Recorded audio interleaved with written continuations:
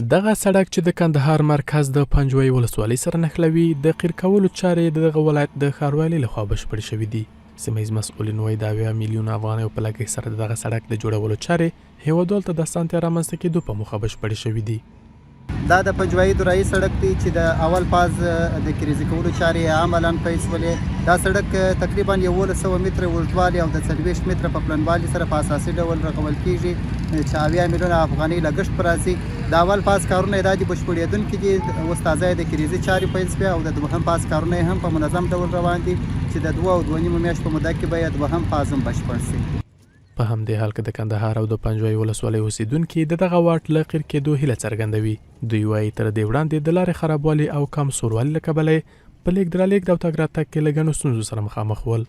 پر دغه سړک باندې څلور موټره څنګ پر څنګ سره چیرېدلی شي، د ټکرو څخه خلاصېږي او ښه خواپاکی سړک دی، ښه پراخوالی پیدا کړل، د ټکرو د جنجالو څخه خلک سره خلاص وو. ستونزې مو در مخ ځوانډې وه چې 2 موټره نه شوی تېرېدلی، ټکرونه هم زیات وه، پرادي هم وه پوهېده. او اوس دغونه اوسای دغونه خوشحاله یو چې دا موږ د ولسوالۍ پر دا سړک ورسېږي. مې لپاره خو ډېر ګټمن دی په دې چې مریض هم در شفاخانې پرې ښه وسا بیوه کېږي، یو بل مشکل یې هم ښه وسا کېږي.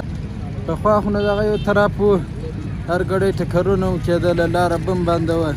نو اوس الحمدلله دو طرفه سوه.